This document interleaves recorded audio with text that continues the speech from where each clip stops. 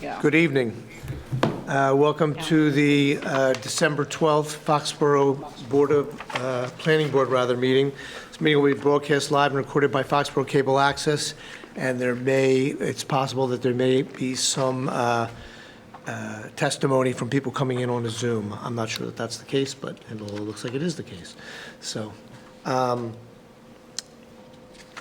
first order of business is just review of old and new business. Any updates? All right, good evening. A couple new items for departmental business. Nadia Chalik has started officially with the town as the conservation agent. So stop by and meet her if you have a chance. Permitize has been fully implemented. The portal for the applications is live. We've embedded it on the town website, so now people can submit online applications just at a click. I embedded it on every single one of the boards and commissions involved, as well as the departmental pages, so it should be pretty easy to find. We are working on the submission of the final package for the MBTA communities requirements to the Executive Office of Housing and Livable Communities. They are arduous. There's even more work to be done, but we are slugging away. I have no doubt we'll be able to submit before year end. We are currently gathering materials and starting the process on the master plan. We will be conducting stakeholder interviews starting next month, so I'll be sending an email to gauge interest from the board members who wants to participate and to what level pretty shortly. We have been approached by Mansfield and Serped regarding the pursuit of a joint Mass Trails grant for feasibility for the bike path project that I discussed with you, the internal town segment, the last time we met. This was kind of coincidence that they came to us. They want to do something between their station and Gillette, basically. So it's a nice partnership that we didn't see coming. So I'm going to take that as coincidence and a good sign, and just we'll plug away at it, see where it goes. There's not really much new in ways of the opportunities, except that we're going to be looking into ways to market the senior center site a little more thoroughly before that is vacated in the coming months. So hopefully we can get a good future use out of that. That's it. Okay. Very good. Thank you.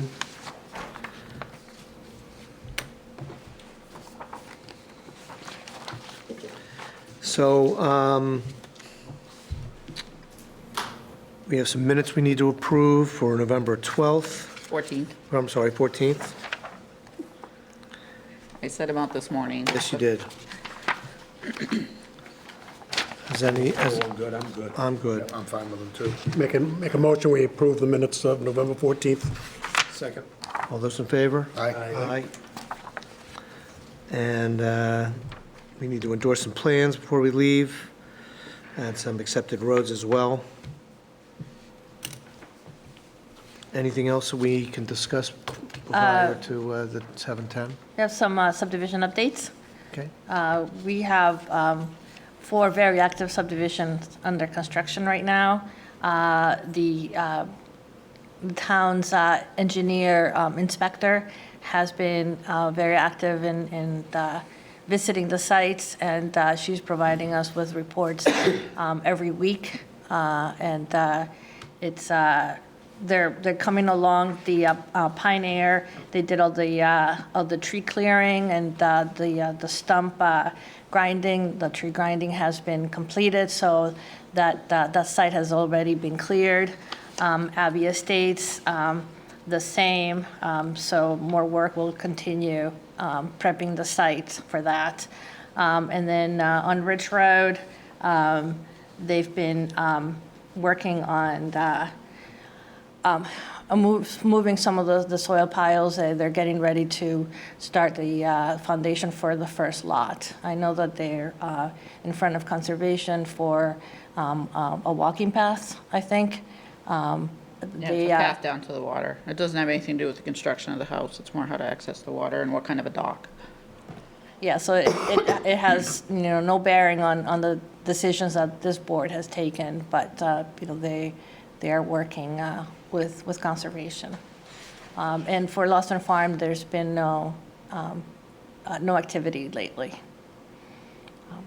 But we were without an inspector for a long time. Lance Del Priori did a lot of the inspections, but to have somebody that's more dedicated to that has been very helpful. Good.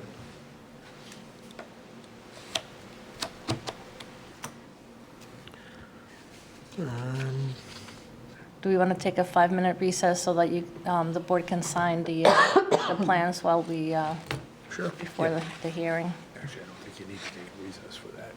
You can, Yeah, I don't know, we need to We'll take a break. Okay.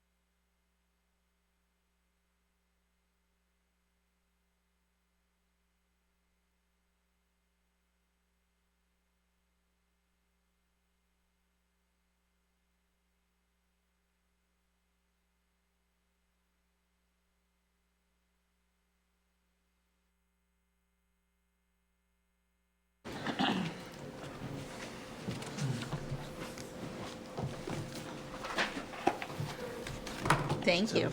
yeah.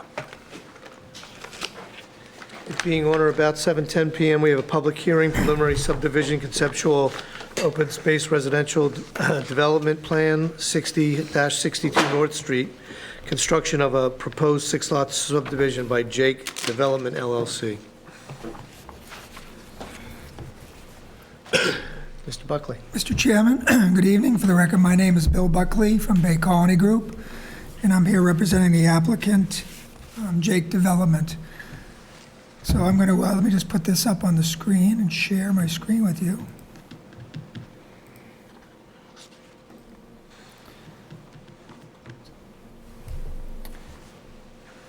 Give you some idea of the site.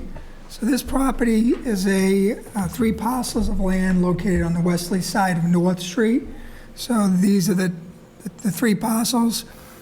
This is a 60, 62, and this is a vacant parcel in the rear here. And they're located about 300 feet north of the intersection of Payson Road and North and Cross Street, which is down in this area here. Yeah, you can see that. As you can see, the property contains 2 single-family homes at 60 and 62. They're both serviced by driveways, and then the land in the back here is vacant. I'm going to get out of this one and go into another one now.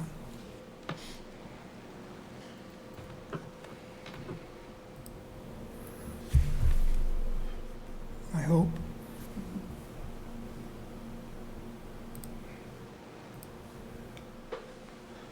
Let's see, I guess not. Okay. Excuse me, just give me 1 second.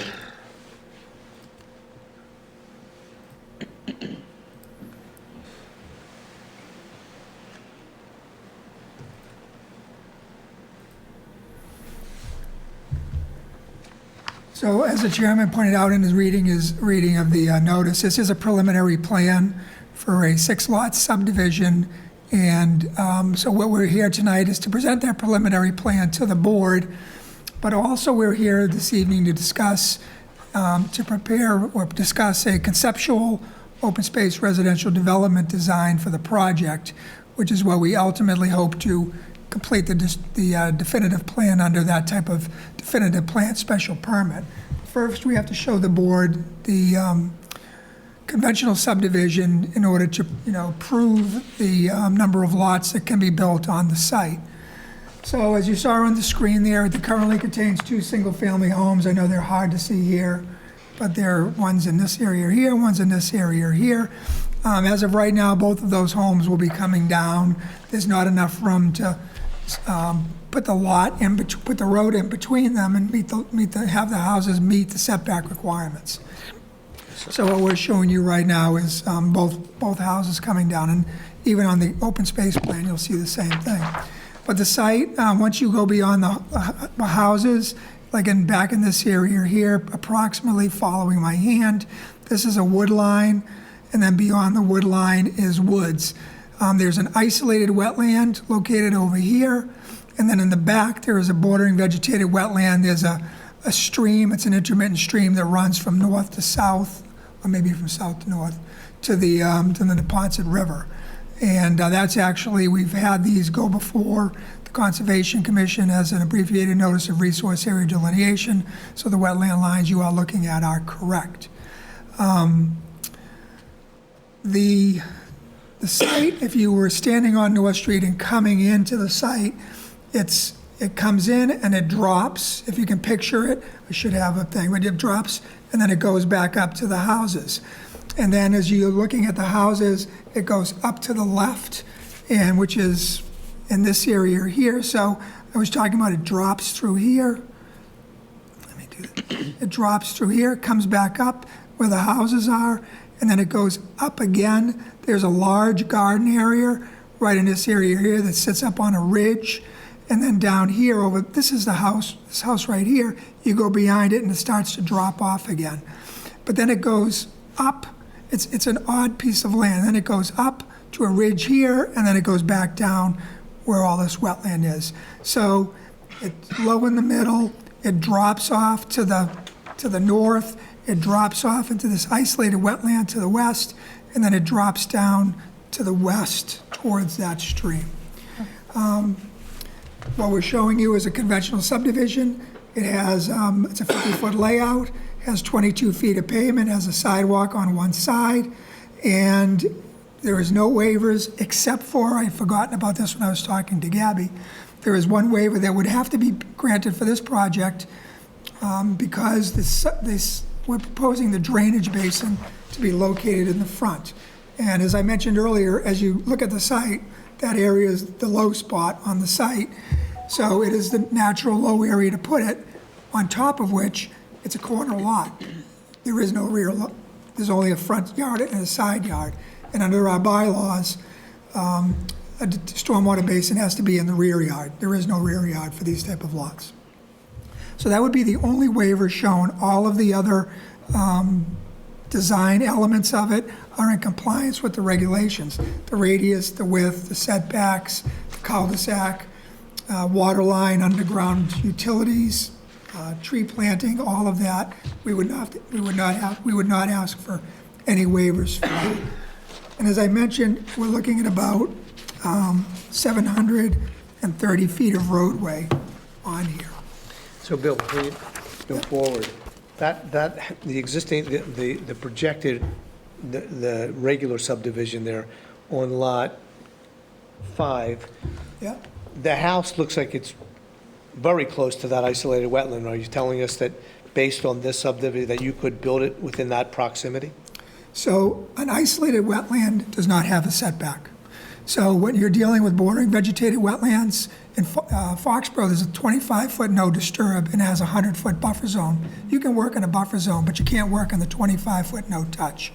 For an isolated wetland, which that is because it has no inlet, it has no outlet, there's no buffer zone to it. So you can work right up to the edge of it. I just kind of cartoon it there, but I could push it further away if I had to or wanted to. And I think what you'll see on the next design, if the board allows us to move forward, is we've kept everything closer to the road to maintain as much of that back area, including that area, as untouched as possible.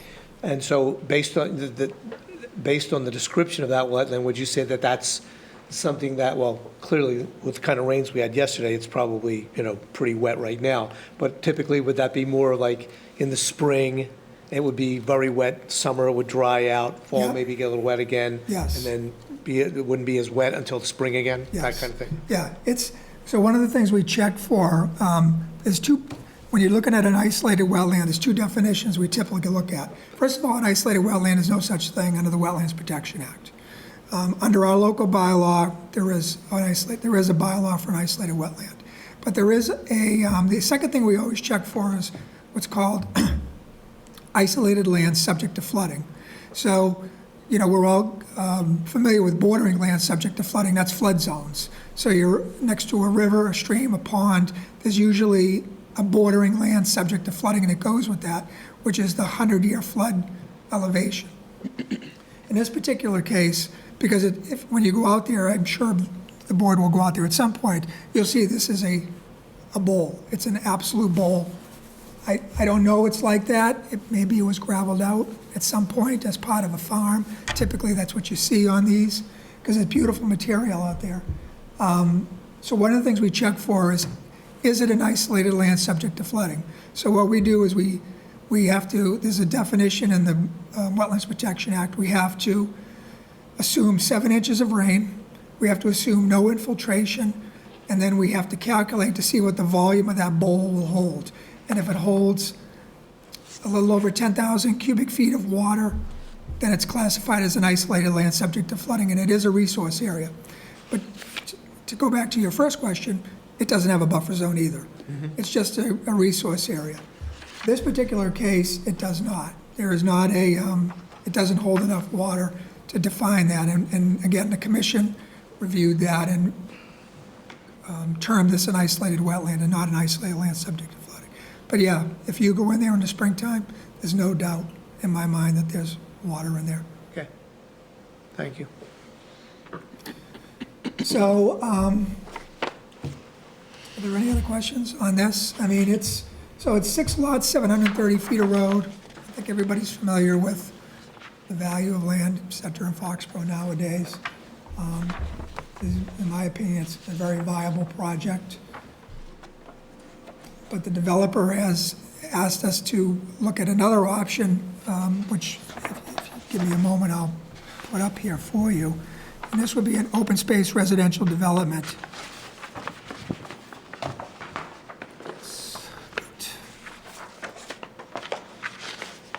So, as everybody's familiar with, an open space residential development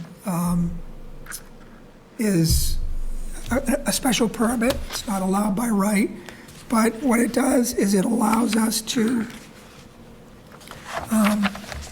just flipping through it here. It allows us to lessen the amount of roadway for the same amount of lots, but the lot sizes and the amount of frontage is lessened. So in this particular case, we're not in a water resource protection district, so the lot sizes can go down to 20,000 square feet from 40,000, which is the underlying R40 zoning, and we can go down to as little as 50 feet of frontage, which we almost never do for this. So in this particular case, you can see what we're trying to do is cluster everything to the front, leave the backland as opened, and I know it's hard to see, but maybe you can see it on your plan. This is the garden area. So we're trying to keep the garden area separate, and we're keeping it on the open space. And the thought is, first of all, I mean, we'll ask the Conservation Commission if they want to take ownership of it. Past practice on these, what I call orphan parcels, has not been that they're not interested, because it's just, doesn't fit into their master plan. It's an orphan piece. It's like that little subdivision across from the St. Mary's Cemetery on Chestnut Street. It has a little orphan piece of open space in the back. So it would be a homeowners association, but this would be a nice homeowners association, because to the south, I know you can't see it on this plan, but you could see it on the aerial. That's the Patriots or the Revolution soccer field. Yeah. To the north is the Oak Knoll Farm, and to the west is wetland, and it's basically, it's land from the stadium, but it's not used. So this would be a nice piece of land that would be controlled and only accessed by these 6 owners. They could have their own private garden or garden plots like you see on, the town used to have on Baker Street. I know that, Kevin, your projects have the garden plot. So that's our thought there, is keep that garden plot on the open space, and then the lot sizes, and we'd be able to cut them down. You can see lot 6 is larger, and that's because of the stormwater basin. We don't want to tuck the house right up next to it. You can see that basin is also smaller. We're pretty sure, I mean, we haven't designed these yet because we're not at that level of detail, but it will definitely be smaller because the amount of impervious area will be smaller. It's a smaller road, and that's it. We've done soil testing on, I think, on all of the lots, and we found the soils are excellent out there, very permeable, deep groundwater. And I think that's it. It's, That's actually, that's about 5.7 acres, that large parcel in the back. So yeah, it's about, I should have put the percentage in there. It's a little less than 10 acres, we think, total. We haven't done the full survey Right. yet. So you're looking at about 60% open space, of which the regulations only require 45. So it's significantly more than is required. What's the percentage of it being upland? I'm sorry? What's the percentage of the open space Oh, I don't upland? know. I'm not sure. I can get you that, though, and give you that information. That used to be under the old bylaw, that it was a certain percentage of upland, and then when you guys rewrote it, I don't know when it was, 10 years ago maybe, it was under Sharon. Yeah. When, and that was taken out. But it's still well above the 45% open space. How long is the road here? This road is about 560 feet, so it's about 160 feet shorter. And as we fine tune it, we'll do our best to get it as small as possible. but it will be a full-size road, 22 feet. It will be a sidewalk on one side. It will be a full-size cul-de-sac. Underground utilities, there'll be no waivers requested, except for that one waiver that I mentioned earlier for the detention basin. So what we'd be asking at the end of the project is for the road to be accepted as a public road. Is that typical in OSRDs, Bill? Yes. I think the only ones we ever not ask for is when we ask the board to waive construction standards. So, all the ones I can think of.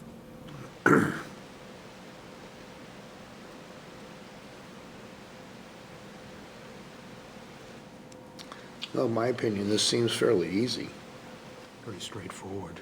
Yeah, I mean, there's minimal waivers requested. You're shortening up the road, you're having a larger open space. I don't see an issue with it at all.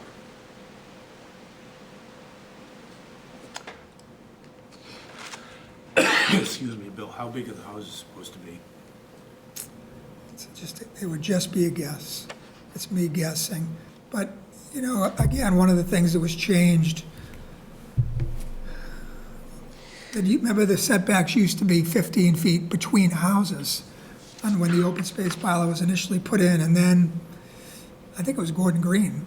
Gordon asked the board to support a town meeting to make the setbacks the same as R40. So whatever can fit in an R40, here a lot, but, I mean, you can fit a pretty good size house in there. You know, we do work in places like Newton and Wellesley and stuff, and they build big houses.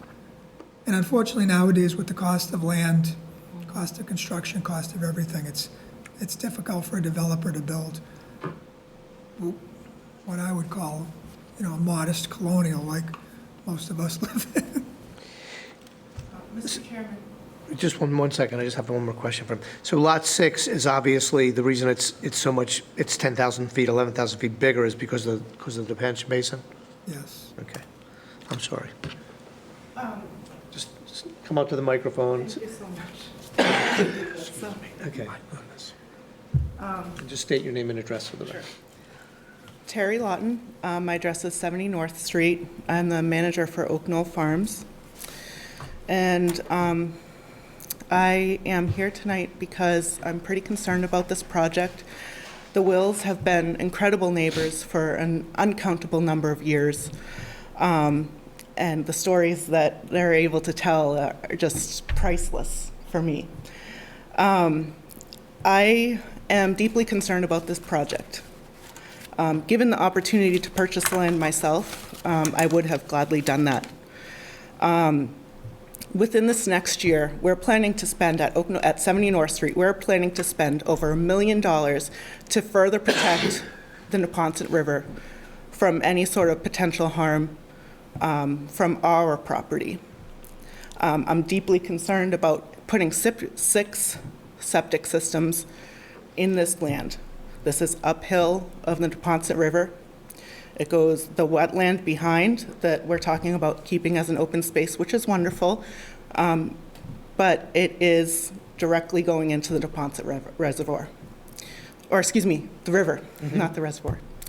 I feel like if me as a private landowner, my business is willing to spend $1 million to protect the water, I feel like it would be reasonable to ask a new development to be willing to put the money into protecting that resource as well. Furthermore, I question the wisdom of putting houses next to the only remaining dairy farm in Norfolk County. The Wills can attest that we have smells such as cow manure that is frequent and unavoidable, even under the best management practices when we're applying nutrients to the land, which is a best management practice for those nutrients. There are inevitable smells. And I can't imagine that someone is interested in spending $500,000 on a brand new property when they can't even open their windows without having the strong smell of cow manure coming into that house. Also, our cows are grass-fed. which means they're going out on pasture. Some of this land right near where these houses will be is the pasture that these cows go on. Now, whether it's right or wrong, these cows practice mating behavior in the fields. And I can't imagine that someone would want to buy a house with young children and have to explain to their young children that what they're seeing in the field is, might be a little bit something that it would be uncomfortable. Okay, especially if they're spending that kind of money on a house. We often have cows mooing and making a lot of noise. I haven't had too many complaints lately, but I have heard that you can hear it as far away as the Lane property, which surprises me considering we have another neighbor that's even louder than I will ever be, or my cows would ever be. But it is a fact.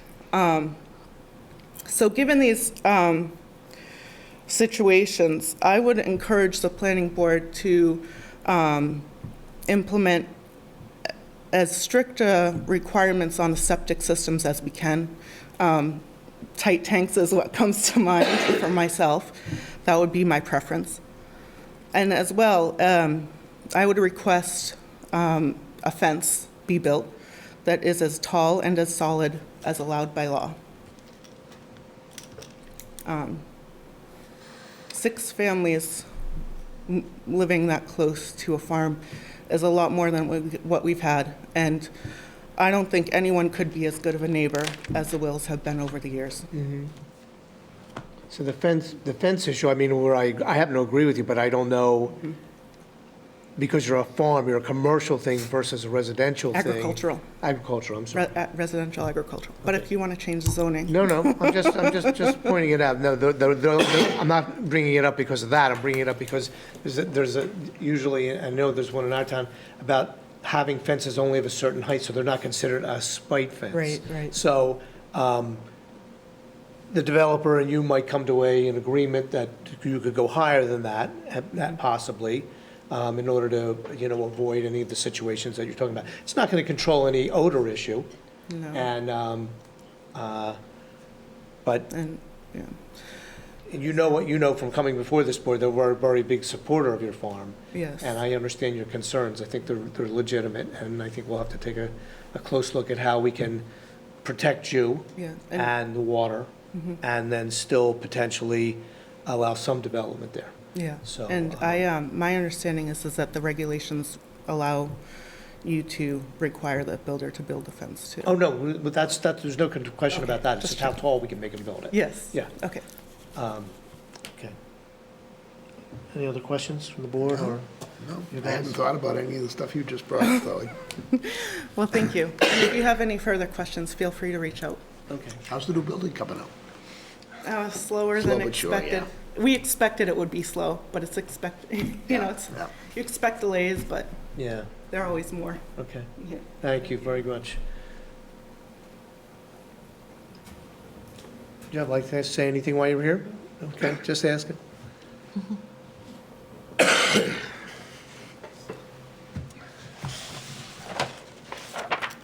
Well, I'll just see if there's any comments here in the file.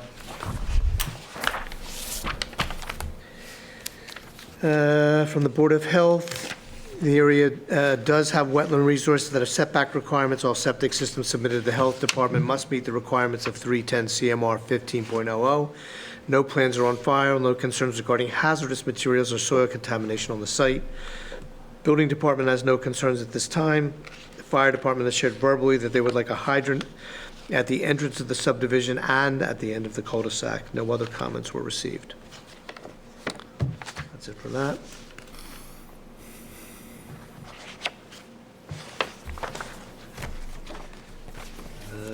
All the butters were notified.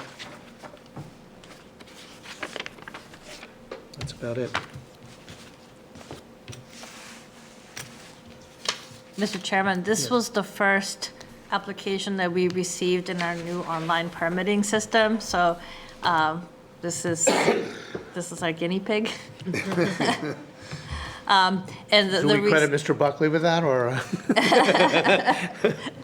we were very thankful that Mr. Buckley was the first applicant because there we go. they knew how to do things. But all the comments that we received are summarized in an email from me because I haven't figured out a way how to print out individual comments. Yeah. So. No, that's fine.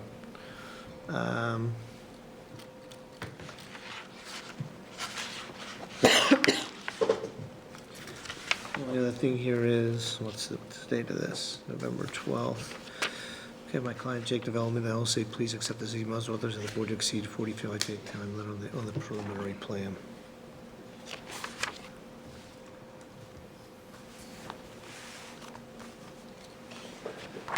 Gary, any comments?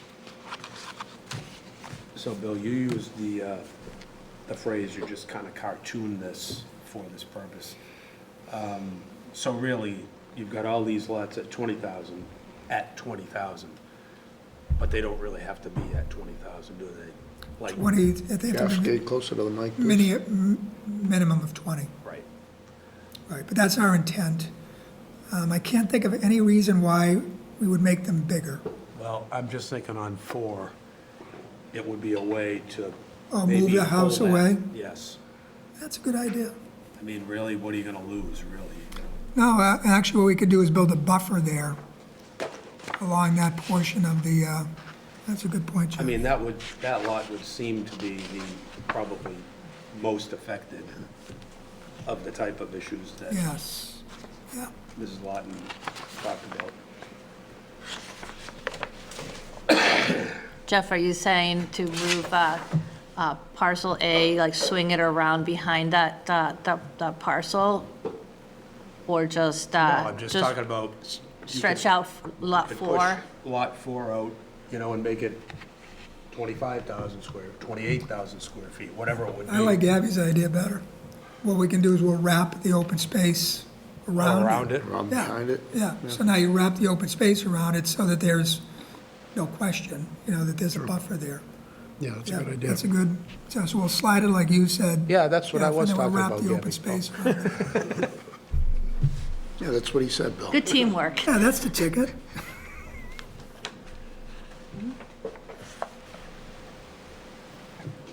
Yeah.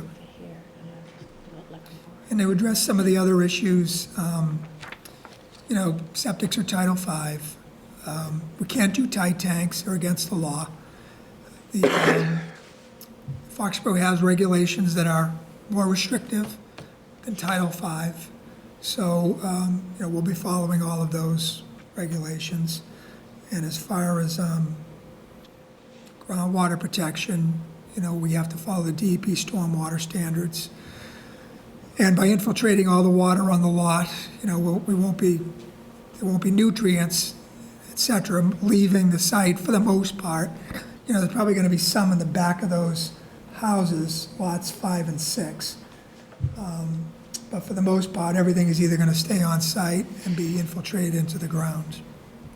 So we'll do the best we can. And other things I can't do a whole lot about, but I like the idea of moving that lot, putting up a fence, which, that's reasonable.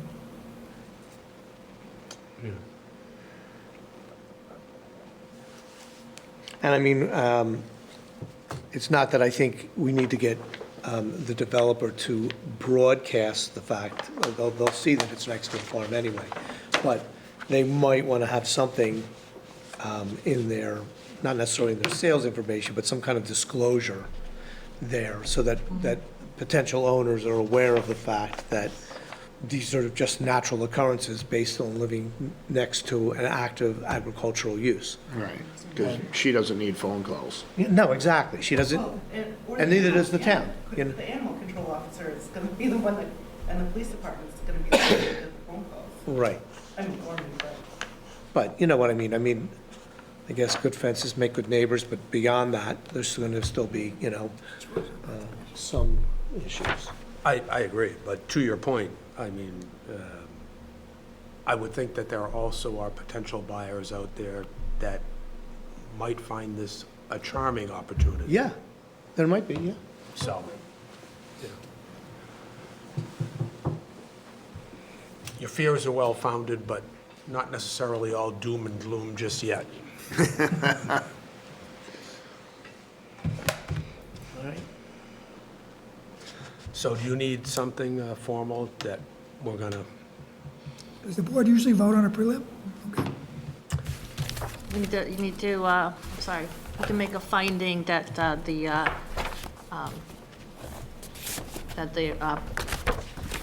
conventional subdivision meets the standards and and that they can build the number of lots as shown on the plans. Paving the way for the open space development. but we're not making a recommendation to go one way or the other, we're just certifying that, yeah. And I'd make a motion that the board Close No, we need to finds. close the public close the hearing. hearing. Close the hearing.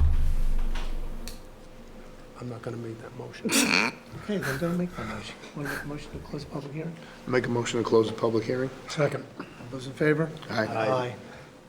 Now you can make your motion. Jeffrey? I would make a motion that the board finds that this six-lot subdivision could be built conventionally, and it would clear the way for an open space application if the applicant desires. I'll second that. Those in favor? Aye. Aye. Great. Thank you very much. See you in a month or two. Okay, it being sometime past 7:20 PM, we have a continued public hearing, special permit, 73 Main Street, construction of an 8-unit multifamily dwelling, Briarwood Construction Corporation, and they've asked for a continuance to January 23rd of '25. January 23rd at, you want to do 7:10, so we don't run into stuff like we did today? Sure.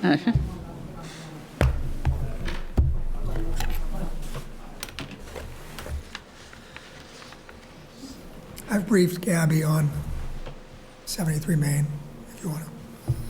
Popcorn, Tom?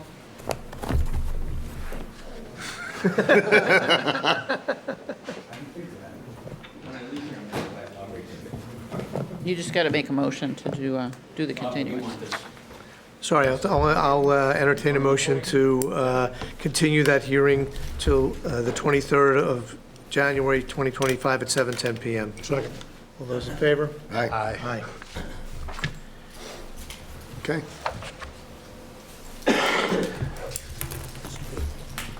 Sounds like a play. Mr. Chairman, we need to activate Mr. Murphy for this public hearing. Very well. What do you need me to do? In order to activate Mr. Murphy. He looks like he's pretty active right now. Because we're one member short, and this is a special permit, Mr. Murphy will be in this to vote this evening if it comes to that.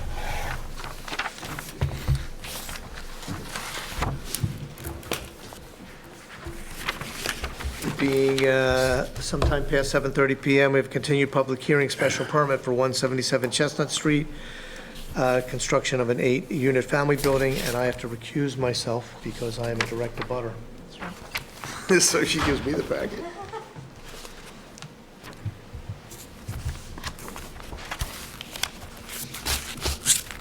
Okay, Mr. Spillane, I believe the floor is yours.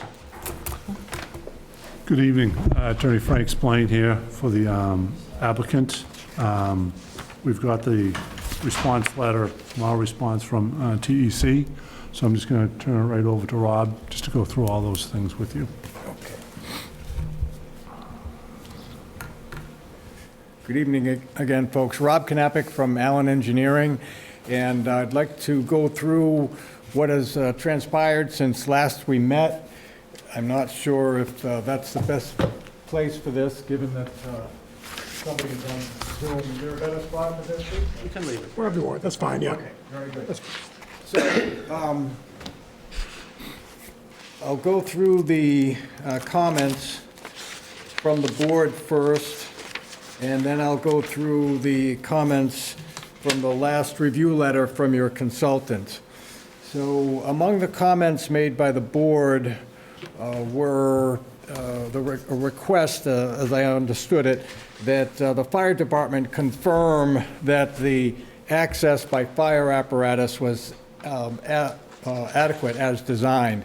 So we did have some correspondence with the deputy fire chief through the town planner's office, and as a result of that, 2 changes have been made. The first is that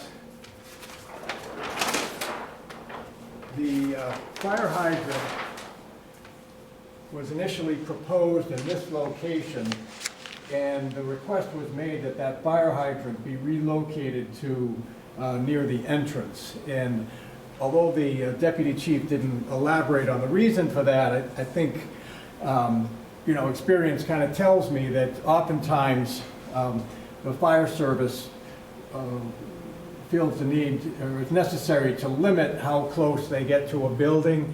And if if the hydrant was here, it would perhaps require that apparatus be pulled all the way into the site. And there may be circumstances where they don't want to do that, but they'd rather be able to hook up to the hydrant here. So fine, the hydrant's been relocated. In addition, when he was made aware that the concern was the potential for some overflow parking along this part of the pavement, he said, well, there can't be parking there. So we're adding to the plan no parking signs and something to clearly indicate that there's no parking there. He seemed satisfied, I think, with that. Another question or comment from the board related to the windows on the front facade of the building. And sheet P2, I have some smaller ones if you'd like them. Sheet P2 showed that there was a difference in the windows from one unit to the next. And so the architectural plan. Thank you.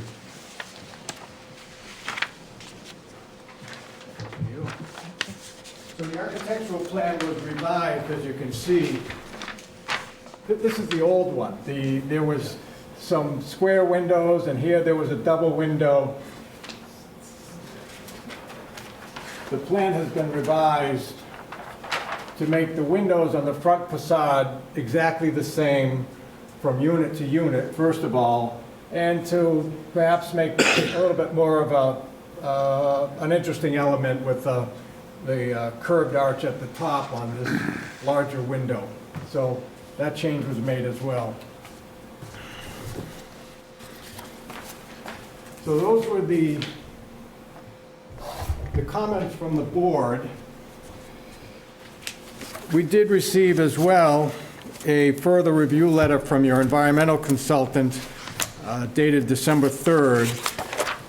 And it distills down further those comments that the consultant made that were addressed, and those comments that the consultant feels require some further attention. There's about, I think, 15 or 20, and of those 15 or 20, I think there are 4 or 5 that need a little further attention. I'll go through them briefly. I can go through them point by point, but for the lion's share of the comments, the statement by your reviewer is comment address, so that's good. We move on from there. There is a request that a certain pipe size on a sheet be changed from 8 to 12 inches, but it's not a problem. They just note that this should be changed on the site plan.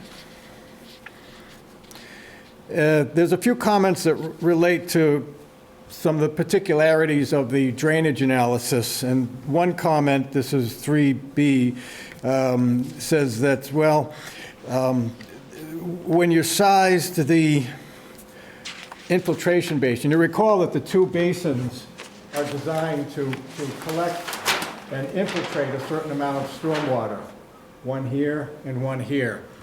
And the analysis uses an infiltration rate of 1.1 inches per hour.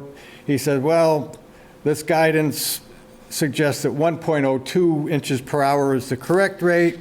The consultant goes on to say that they don't expect that to change the effectiveness of the infiltration basin. It doesn't, but it ought to be documented in revisions to the drainage analysis.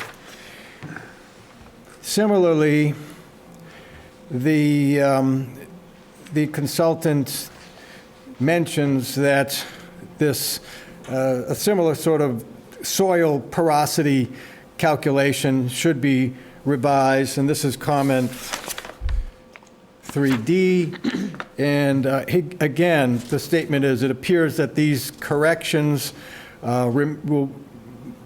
that the project remains in compliance with the applicable stormwater standard even after making these corrections, but Tech recommends that the applicant provide clarification and update the drainage analysis. That's no problem either.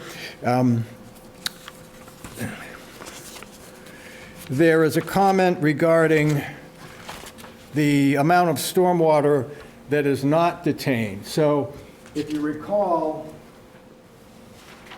generally speaking, the way that the site drains now is from a line about here through the existing house. Half goes this way, half goes toward the road. That's the present or existing condition. Our design provides for sort of a shift in that line toward the road, so that in the proposed or as-built condition, more of the drainage goes in this direction to the larger basin, less of it goes in this direction to the smaller basin. There is, as there always has been in the design, a small amount of runoff, which is basically the first 30 feet or so of the entrance, where because you're climbing up a hill, we can't get that water to defy gravity, if you will, and come back onto the site and be detained. The stormwater management standards acknowledge that that condition occurs sometimes, and so the consultant in the comment says that yes, this appears to meet what's called a de minimis exception, meaning if most of your site is treated, but there's a small amount or a de minimis amount that's not, you have to basically do certain calculations to prove that. So he says, it looks like it meets that de minimis exception, but you ought to, again, document that in the drainage analysis. And finally, there is so in a prior iteration, there's this concept of freeboard, which is at the top of the basin is here. We calculate how the water rises up and then falls back down as it infiltrates. And we never want to design a detention basin such that when that water is at its maximum, there's less than 1 foot between the top of the basin and the water level, or what we call freeboard. And in a prior comment, the consultant said, well, it looks like there's less than a foot of freeboard. We revised that, and the comment is that the top of the basin has been raised to meet that, but that, again, also ought to be documented in the drainage analysis. We did change the plan, but he said, well, you ought to change the drainage analysis as well. The drainage analysis basically says that the top of the basin is here. The water never goes over it. We raised it up to here, so we say, well, you just ought to change that number in the drainage analysis. And there's a comment that the consultant recommends that the maintenance agreement and the best management practices map, which are part of the drainage analysis, be filed with required authorities. The comment is, Tech recommends that the filing of the maintenance agreement and the BMP map with required authorities be a condition of approval. So those are the few outstanding items. With that, we feel we've largely addressed those comments. There's some attention to, as he puts it, properly documenting it, cross-checking the site plan and the drainage report. So that's a summary of what's happened since the last meeting. Okay. When do you intend on having the modifications made? Say again? When do you plan on having the modifications made that you just addressed? Well, as I understand it, the process will be that there'll be final revisions, including the change to that pipe size. The site plan revisions are really just the change to that pipe size from the tech review letter. The changes to the drainage analysis we can do in very short order, but I think my expectation was anyway that we'd make those plan changes in addition to anything that might come up this evening and get them to the town, assuming that whatever comes up this evening is comparatively minor within the next, week or two. Okay. Do we have any questions from the board? No? Okay, we have a few notes here from Deputy Chief Larissy. One is that he wants to make sure that there is the access to the sprinkler room and a fire hydrant within 100 feet of the connection. Okay, yeah, that's no problem. The lay of the land, if you recall, is that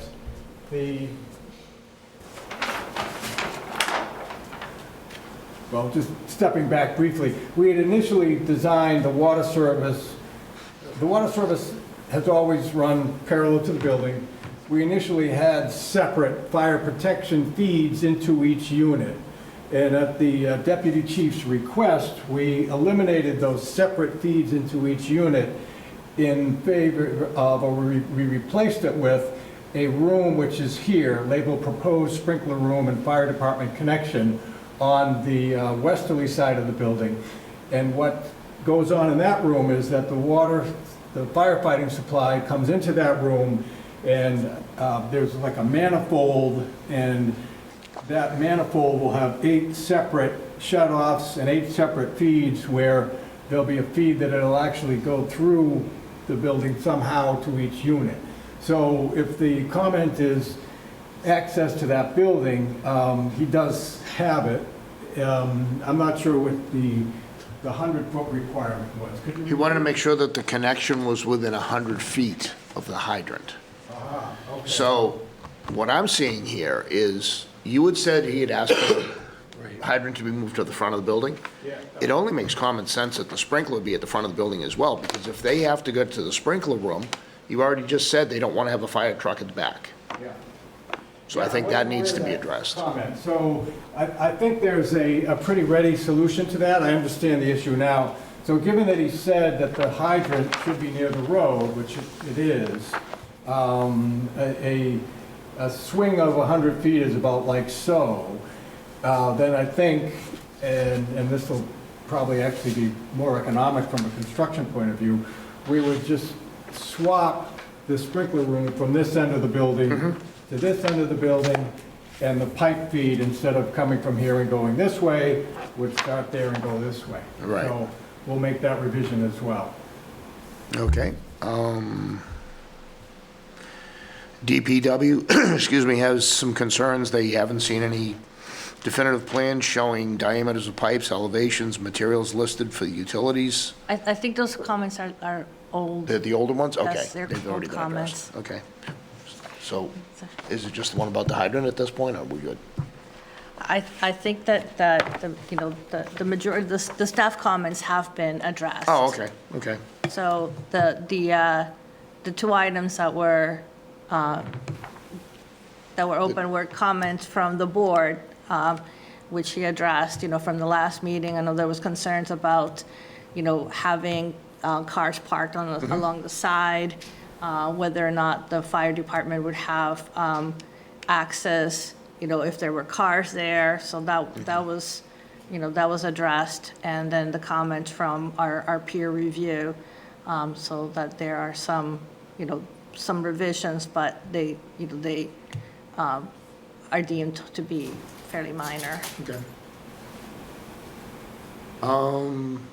I had a question I had asked on the last meeting, and that was where your snow storage was gonna be on top of the septic? Oh, yes. Yeah, could you speak to that for me, please? I can, yes. Thank you for reminding me. I think I had expressed confidence when you raised that question, that's not prohibited by Title V, which are the regulations governing septic systems. I did confirm that. I did check that. There's nothing that prohibits snow storage on top of the septic system. Thank you for reminding me. So just an observation, so I gather then, given that the opportunity for some additional spaces in that area has been kind of nixed by the fire department. Parking spaces, yes. Yes, that in the event that there would be any kind of activities or events that maybe members of the association would have to work that out between themselves, use other people's spaces. I mean, I don't know what else it would be. Yep. I mean, I'm just saying, We have I the don't think you required number of spaces. Right. Yeah. Under the bylaw.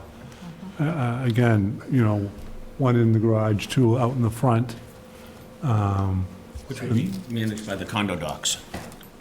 Could there be something in there? Yes, about absolutely. handling stuff like So that? no parking signs that Rob had suggested, that the deputy fire chief had suggested, would be incorporated in the condo docs.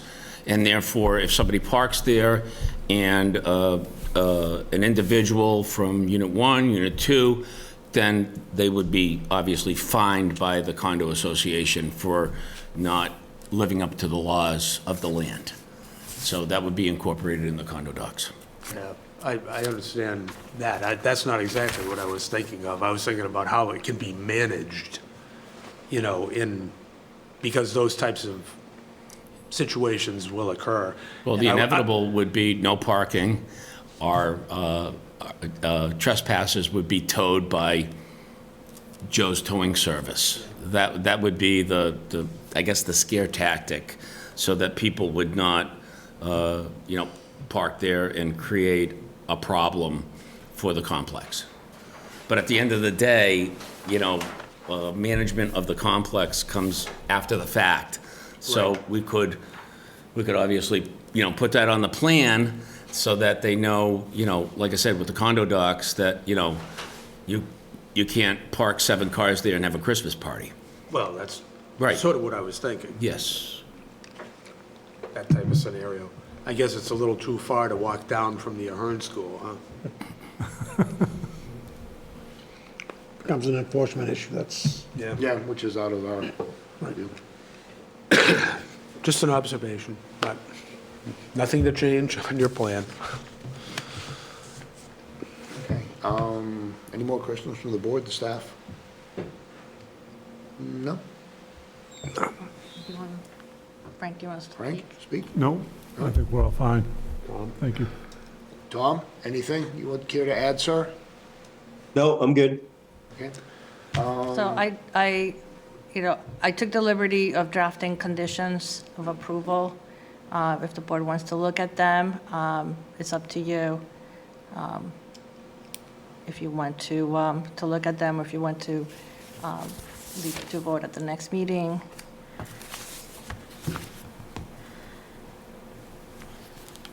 we definitely have to look at it before we can vote on it. Right. That's a given.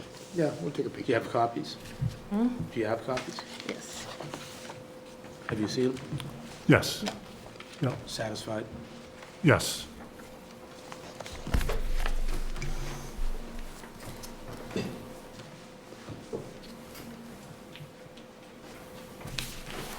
Thank you.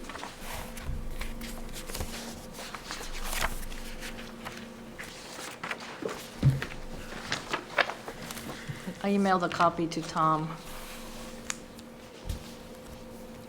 Yeah, I got him. Thank you.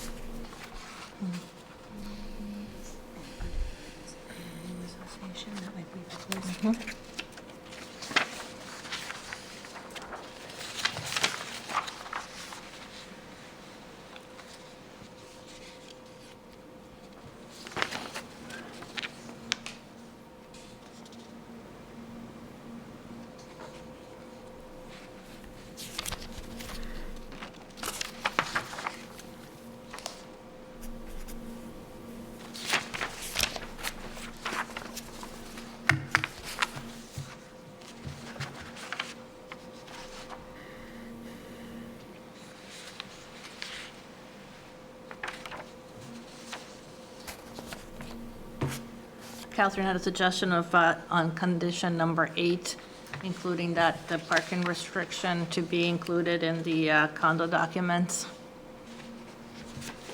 I think, Under Frank. what? Under condition 8. Just as was mentioned previously, like tonight. No, that's fine. Okay. And there was another condition that I discussed with you, Frank, and with Rob about the plantings. I forgot to include that. But the tree warden had some concerns about the size of the plantings, the location of the plantings along Chestnut Street. So we had agreed to put a condition about the tree warden shall approve the location of shrubs along Chestnut Street prior to the installation of the landscaping.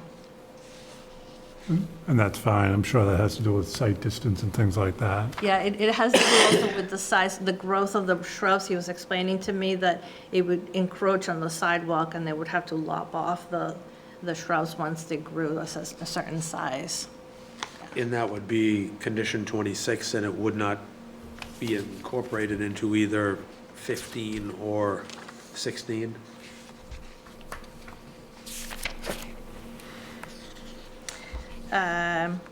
Yeah, 26 then? yeah. No, we can insert it after 16. Yeah. Yeah. And that's not a problem. Okay.